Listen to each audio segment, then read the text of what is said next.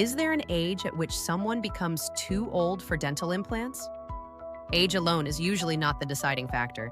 Older adults may receive implant-supported treatment when their overall health, oral condition, and ability to maintain the restoration make the procedure appropriate.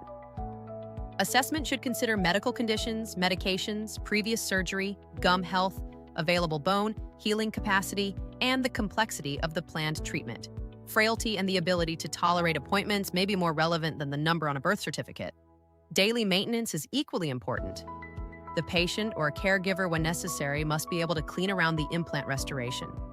The design should provide realistic access for brushes and other recommended cleaning tools. Treatment also needs to reflect the patient's goals. A single implant, an implant-retained removable denture, and a fixed full-arch bridge have different surgical, maintenance, and financial requirements. For some patients, a simplified restoration with easier cleaning may be more appropriate than the most complex fixed option.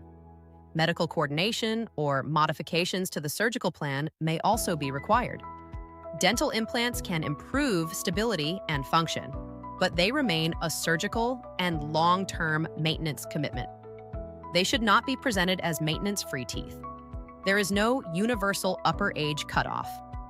The decision should be based on health, function, anatomy, expectations, and whether the proposed result can be maintained safely.